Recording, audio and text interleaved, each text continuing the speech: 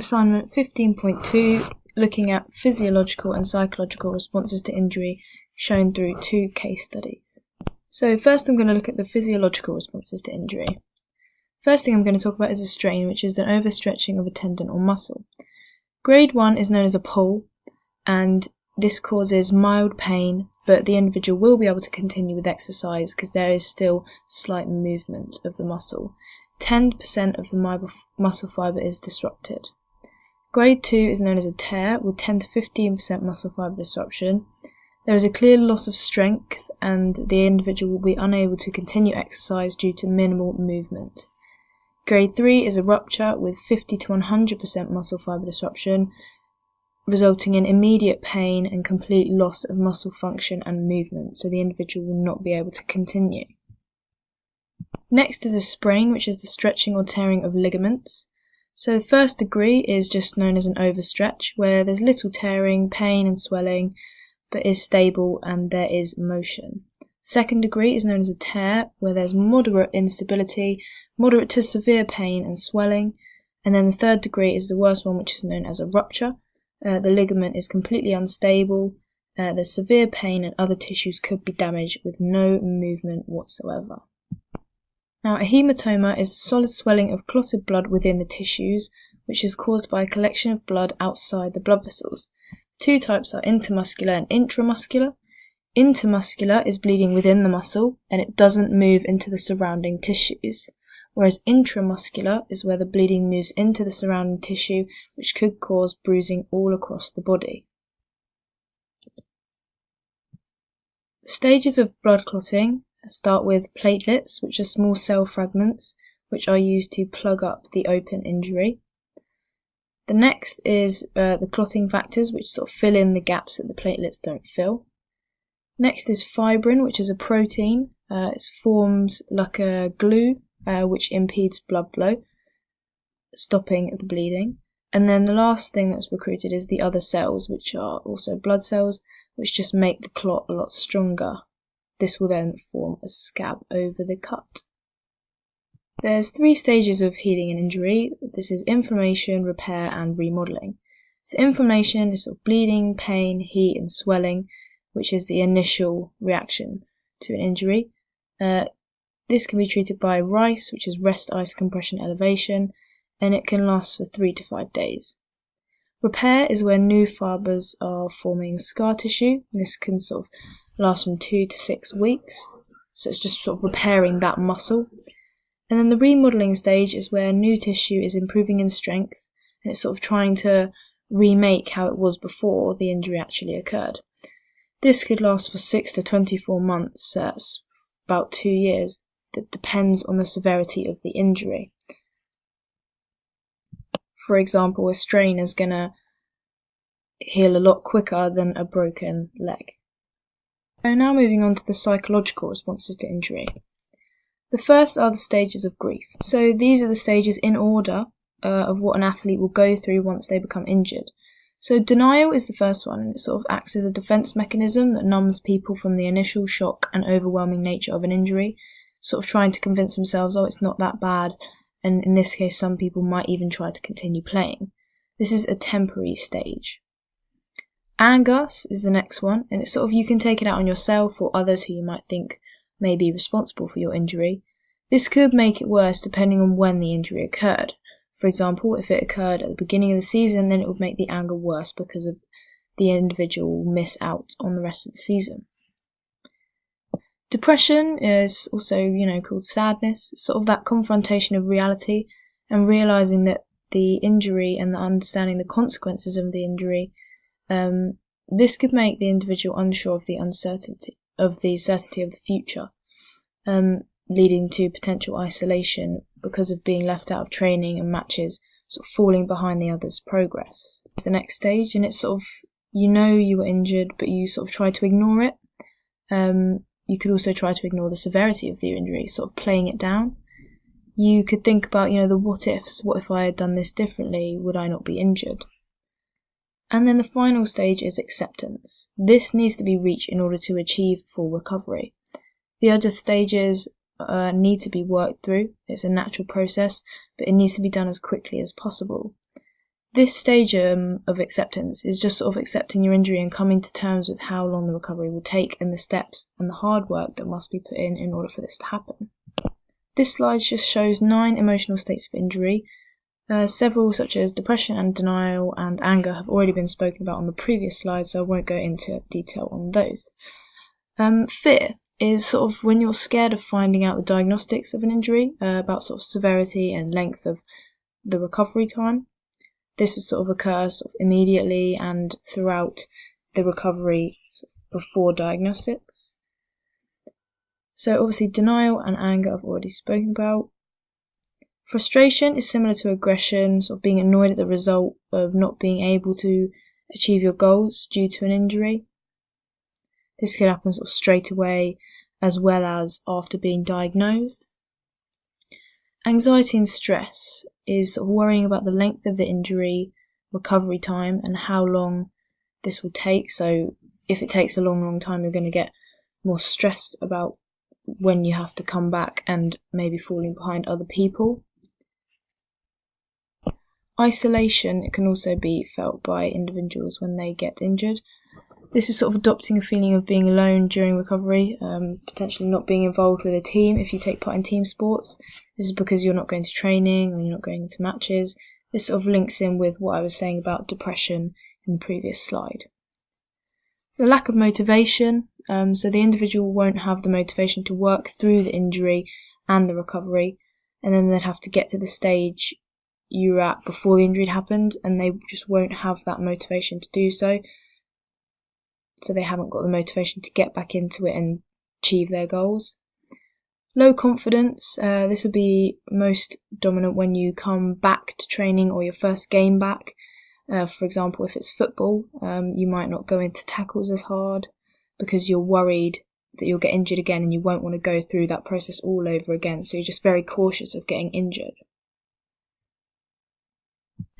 On the slide, there's just 4 stages of recovery that are seen during rehabilitation.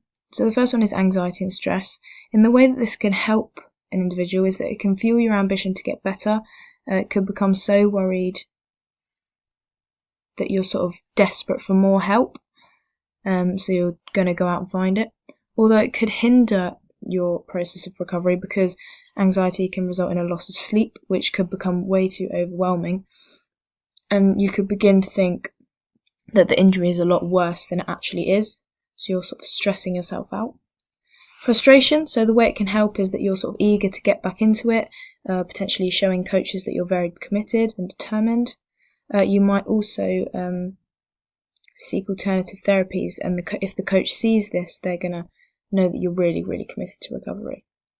However, it can hinder because it could lead to isolation. Also, it could make people quit the sport due to a lack of motivation. So if you're getting so frustrated, you might just throw the towel in and quit. Motivation will obviously help because you're almost excited to get back into it, keeping that positive attitude. Whereas it can hinder because you might become overly motivated and then end up going too fast and rushing your recovery, potentially getting injured again. Goal setting, so the way it can help is that you sort of go at baby steps, set short-term goals after short-term goals, and setting smart targets, so making sure they're specific, measurable, achievable, realistic, and timely. However, it could hinder because you may also, so similar to motivation, may become too excited about upcoming achievements in regards to the goals that have been set, and you might move too quickly past your injury. Especially when setting smart targets, you may think they're achievable, or you might pick a time in which you think you can achieve them, but this is completely wrong, so you've got to make sure you're sticking to the smart targets and potentially getting help when setting them. So there are just a couple psychological recovery strategies. The first is music. So you could use motivational playlists before or after rehabilitation sessions or training sessions. This will sort of make you buzzing to get back at it and get back into the routine of playing. You could also have different playlists for sort of different emotions that you're going through during injury. Imagery, so you can imagine game situations by mentally creating the environment that you would be playing in. You can think about all the different possibilities that could happen within a game or a match. This can help to strengthen the neuron pathways. So, also imagining you're in a game might help you with keeping a positive mindset and keeping yourself happy as you're imagining yourself actually playing. Keeping a diary or a journal could help sort of highlight the stages that an athlete has gone through during the injury, so you can look back on it, and it can be used mainly to express your thoughts and feelings onto paper. So like I said, you could look back on it and it might be useful to use it as motivation. Potentially, if they ever get injured again or when the injury's over, you could look back at it and see what you worked through to get to this stage. You could also use this as a daily to-do list, keeping you active and keeping your mind off the injury, which is sort of forcing you into a routine which is healthy. Stress and relaxation methods, you sort of have to identify what works for you to help you release your emotions and prevent stress. For example, yoga, or if you're a different sort of person, you could use a punching bag or a stress ball. And then finally, remaining involved in the sport. So whether this is attending training or just watching them, going to the gym with the team or doing rehabilitation at the same time as them. You could help motivate other players at training or games or be involved during team talks. This just sort of maintain a feeling of value within the squad, preventing isolation and therefore depression. So now on to the case studies. The first case study is Karen Bardsley, who fractured her fibula in a football Euro match. This is in the quarter-finals of the European Cup. She played on for 10 minutes with the injury and then was ruled out for the rest of the competition. So, physiological responses. So she did the injury. She would have had to get diagnosed and then could start her journey to recovery. This means lots of rehabilitation. She'd need to focus on resting first and would need sort of a splint or cast in order to immobilise the bone so there's no movement. Once the cast has been on for long enough, which is usually 6 weeks, her rehabilitation could start. For example, she could start strengthening it slowly, making sure the fracture is fully repaired, and then the remodelling stage can happen, aiming to get the limb back to its pre-injured state. Psychological responses. Initially, she'd clearly feel denial as she tried to carry on playing as if she wasn't injured. But when she came off the pitch, she would have been very angry with herself, potentially for playing on, but also because of being injured, and she might also be angry at the player that collided with her to cause the injury. She would have felt bargaining, but maybe not depression, due to still being out with the team on tour. However, this could also inflict depression due to not being able to play, but still being present and watching the games go ahead. Sort of watching, that could be me. Acceptance would happen fairly quickly due to having that positive mental attitude as a professional athlete. So she would sort of hopefully be back as quick as possible.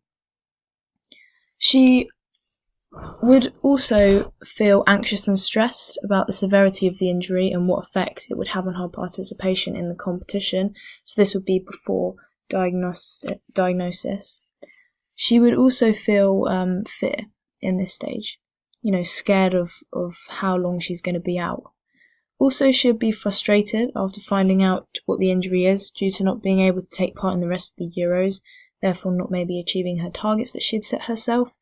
As she is England #1 goalkeeper, she may feel like she needed to achieve those goals in order to stay at that level. She might not feel isolated because she is on tour with the rest of the team, so she'd still be attending all the games. However, she may lack in confidence in her ability to bounce back and return to the position of #1, especially if the replacement goalkeeper is doing good things for the team throughout the rest of the tournament. As well, a lack of motivation will be felt because she would have been annoyed that she didn't finish the tournament and think, so, what's the point? I missed out on the Euros, they were huge, etc., etc. So, she might think, well, that was going to be the massive thing. That could have been her #1 goal, so she sort of lacks that motivation to get back at it. So, she will also feel depression due to the massive nature of the competition. However, she is still there experiencing the tournament, which could either make it better or worse, obviously, depending on her as a person. So personally, I'd recommend her to stay involved, as I've already stated, stay involved with the team, go to team talks, watch the matches, maybe help out the other goalkeepers. And obviously, she could think about goal setting to keep her motivated, setting goals to take part in the next tournament and setting goals to stay as #1 goalkeeper despite this setback.